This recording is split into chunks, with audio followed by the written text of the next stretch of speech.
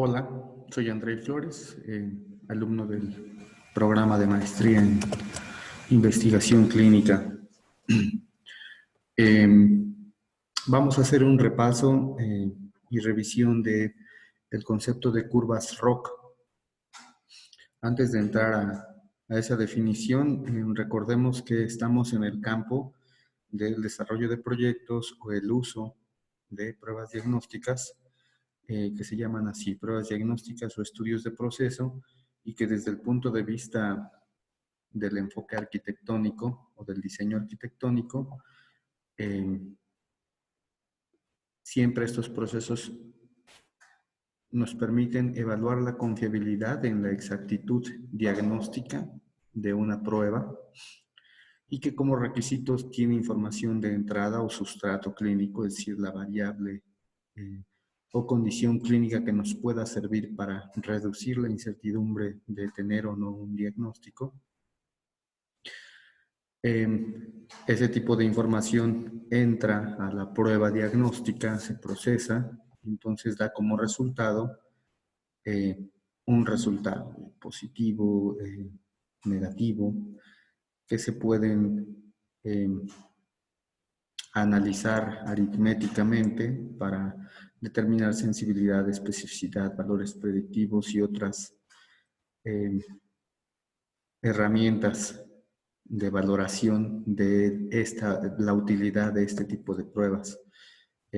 Así, a manera de diseño arquitectónico, la información de entrada es sometida a un proceso y la información de salida puede ser en cualquiera de los elementos que ya mencionamos. No hay que perder de vista que hablar de una prueba diagnóstica nos implica siempre tener una selección de los sujetos y los testigos bajo los mismos criterios. Es decir, cuando se valida una nueva prueba diagnóstica, los sujetos que sirven para ejecutar esa prueba y obtener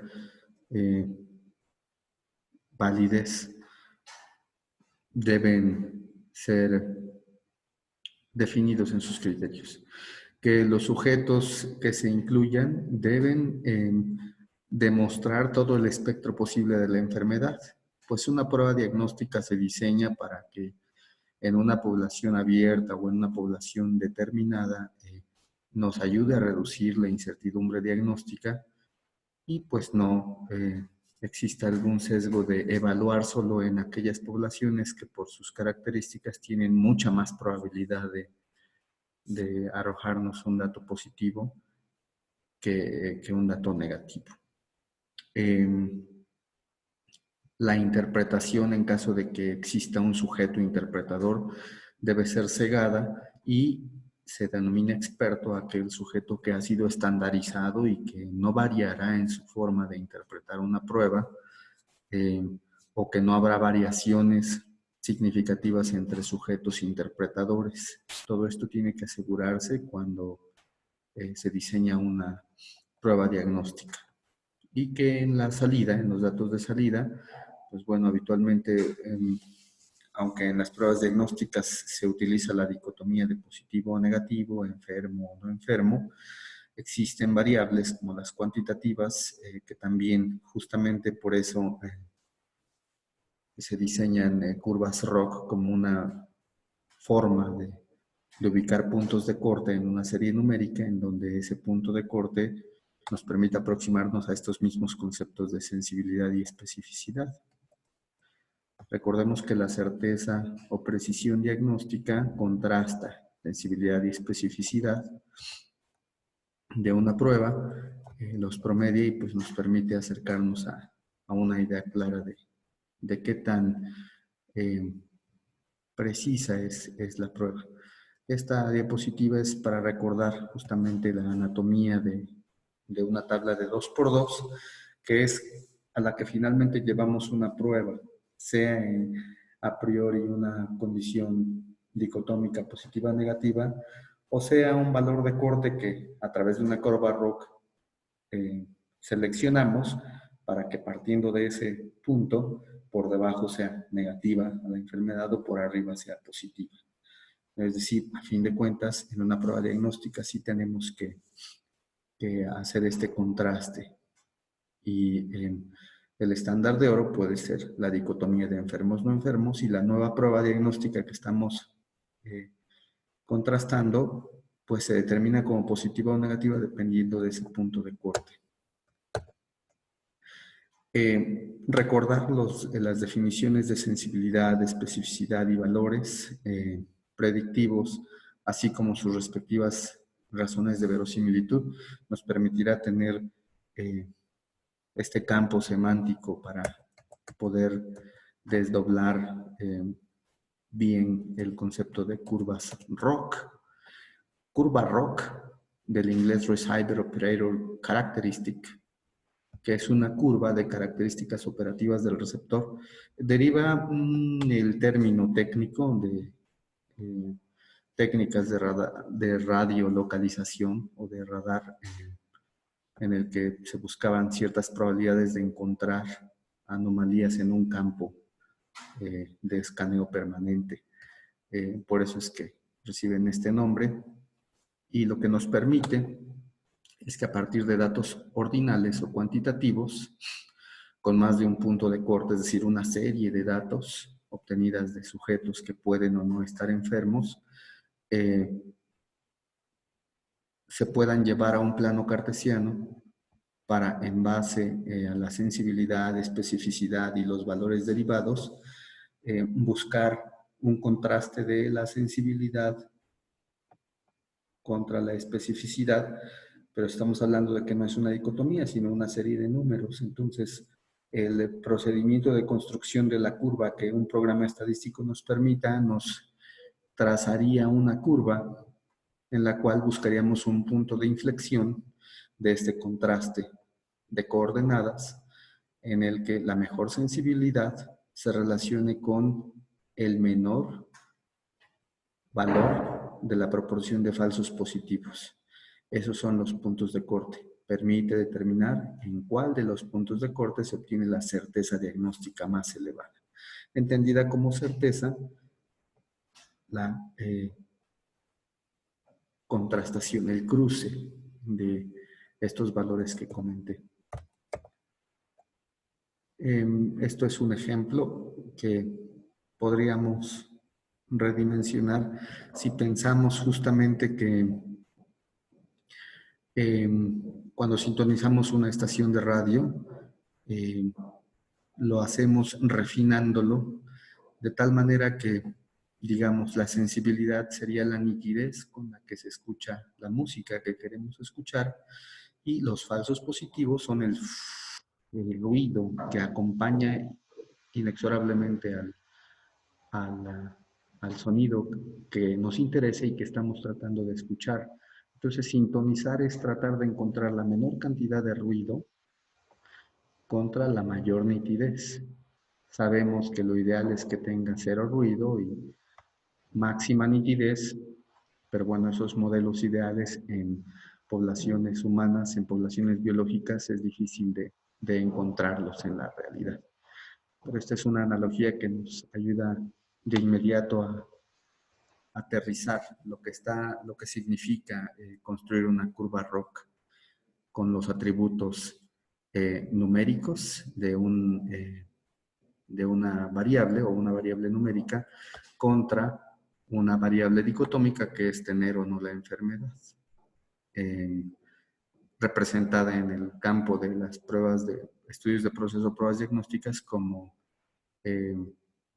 el gold standard.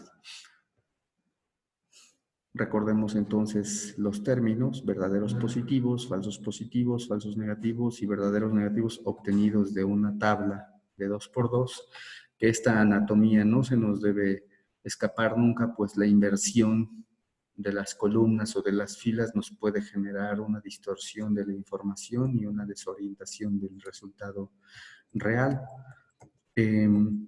Ya habíamos repasado estos términos y llegamos a la anatomía de la curva ROC, que decíamos en un plano cartesiano nos permite identificar coordenadas de los valores numéricos de la prueba que estamos queriendo contrastar. Cuenta con una diagonal de nulidad que representa el 50% de probabilidad o un volado. Si uno hace una prueba, no pretende echarse un volado, que a veces saldrá positivo o a veces negativo, es decir, tiene uno solo la mitad de probabilidad de encontrar el resultado que uno quiere. Y desde luego el desplazamiento hacia el ángulo izquierdo superior es el espacio debajo de esa curva que se va trazando y que está delimitada por los valores obtenidos en esa base de datos de lo medido en esa muestra de pacientes que tienen todo el espectro de la enfermedad.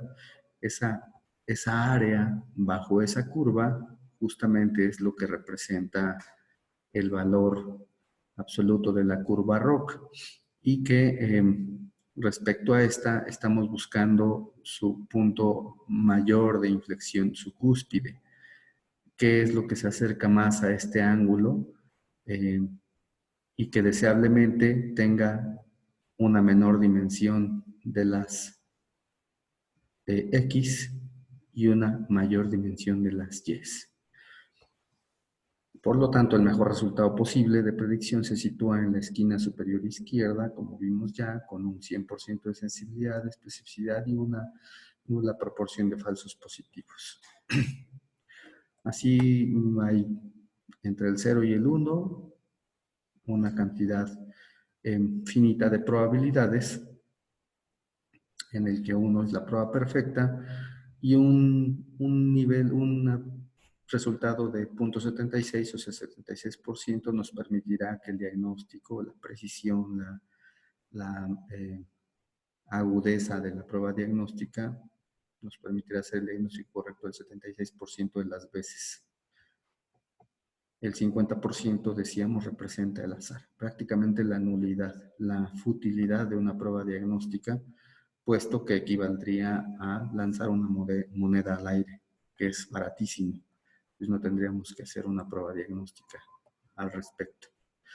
En las sucesivas gráficas podemos ver, desde el punto de vista gráfico, que es a fin de cuentas lo que pretende una curva ROC, podemos ver cómo la población o la distribución de la población de sanos en paralelo con la de enfermos, utilizando una prueba nos permite explorar, desplazarnos hacia la población de enfermos para detectar la mayor cantidad de ellos con una menor proporción de sujetos sanos. Aquí podemos ver justamente cómo la línea azul que representa a los sanos, con muy poquitos falsos positivos y una sensibilidad de apenas el 50%, nos va atrasando esta curva. Vamos a ver qué significa eso, qué dato bajo la curva es el que nos arroja esta condición. Por ejemplo, aquí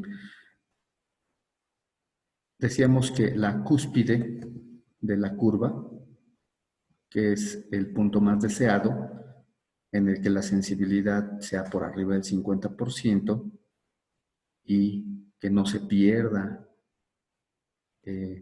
especificidad y que entonces se mantenga bajo el nivel de falsos positivos.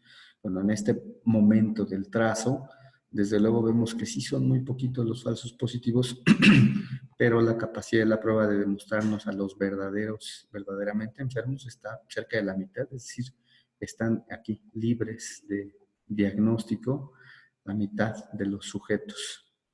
En cambio aquí se ha ganado mucho en la sensibilidad porque se detecta una mayor proporción de enfermos, sin embargo ha crecido un poco la proporción de sujetos sanos que se detectan como falsos positivos, no mayor al 20%. Este es un punto cúspide en la curva y es el que más se acerca al ángulo superior izquierdo, que es el punto utópico de una prueba diagnóstica. El dato numérico que se encuentre alojado en esta coordenada es el dato que tomaríamos como punto de corte o cutoff. Aquí, por ejemplo, en esta parte de esa curva trazada, vemos que la proporción de sanos que están siendo diagnosticados falsamente positivos con la prueba, pues está prácticamente 50%. Estamos al nivel del volado de la falsedad. Así que es impráctico, por sensible que sea. Es decir, sí, todos los enfermos son diagnosticados en efecto como positivos, pero también una gran proporción de los sanos. Es un punto de futilidad de una prueba. Aquí, por ejemplo, prácticamente es inútil en el sentido de que todos, tanto sanos como enfermos, han sido barridos, diagnosticados como positivos, con una altísima sensibilidad, pero prácticamente, ¿por qué? ¿Por qué altísima la sensibilidad? Pues porque cubrió, fue capaz de detectar a todos los que en efecto estaban enfermos, pero no discriminó a los sanos. Uno menos la especificidad es prácticamente el 100%, entonces es una prueba totalmente inútil. Este es el estatus ideal de un área bajo la curva del 99%, en el que el empalme entre sanos y enfermos es mínimo. El punto de cruce es el menor posible. Una prueba en una entidad biológica no permitiría llegar al ángulo perfecto, ¿no? Es una cantidad infinita de posibilidades las que finalmente terminan haciendo que esto sea un trazo curvo y no un trazo angular. Entonces, así se ve una curva ROC de 0.99 y así sería la idea de cómo se comportan las poblaciones. No están nada empalmadas. En cambio, cuando el empalme es mayor, el área bajo la curva es de 0.75, pero la cantidad de confusión que se puede generar con la prueba pues es todavía relevante, aunque no al grado como aquí, en el que el 50% pues es precisamente un volado. Justamente lo que estamos viendo es que o es positivo o es negativo, o está enfermo o está sano. Es decir, en absoluto nos ayuda a desplazarnos hacia el ángulo de la certidumbre y nos mantiene en el azar prácticamente. Este es un ejemplo de cómo un marcador plasmático con distintos valores de sensibilidad y especificidad conforme va creciendo, tiene este comportamiento, ¿no? 97% de sensibilidad contra 62% de especificidad, con una agudeza de 79. Entonces, vemos cómo las distintas cuantificaciones pues, nos llevan probablemente, decíamos hace rato, en un 50%, que es un nivel de 50 picogramos por mililitro, prácticamente estaría detectando ese nivel, ese punto de corte, nos estaría dejando una proporción de hasta el 50% de falsos positivos. Entonces, tendríamos que buscar la menor cantidad de falsos positivos con la mayor posible sensibilidad, que desde mi perspectiva, pues es esta de 150 picogramos por mililitro. Tiene una buena sensibilidad y especificidad y una agudeza de 84.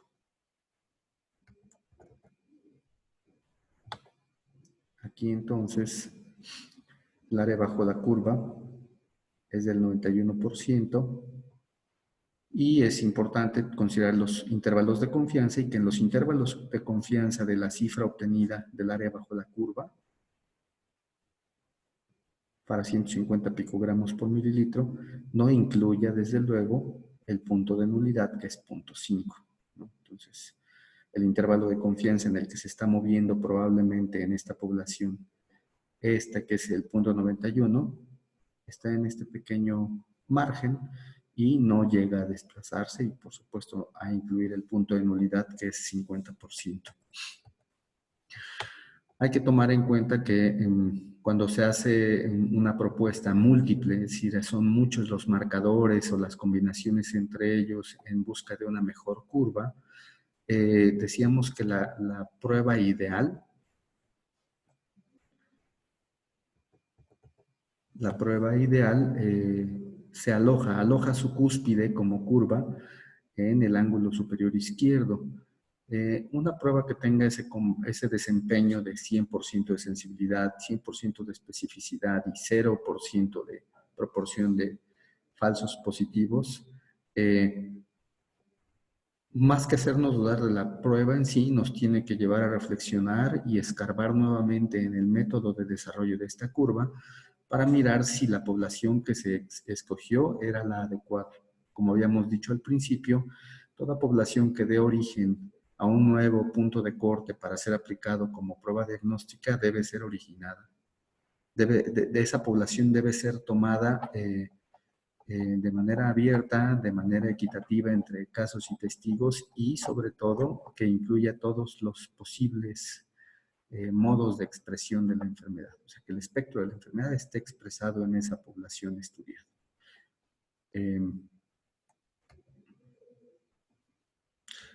Bien, bueno, este es el intento de repaso de este concepto que es la curva ROC y ahora habrá que hacer ejercicios en los que tratemos de determinar un punto de corte en una variable cuantitativa y posteriormente dicotomizarla para poder llevarla a un cruce en una tabla de 2x2 y compararla con otra prueba ya existente. Ese sería el punto o la vía de salida de una curva ROC como parte de un proceso de estudio de proceso o prueba diagnóstica.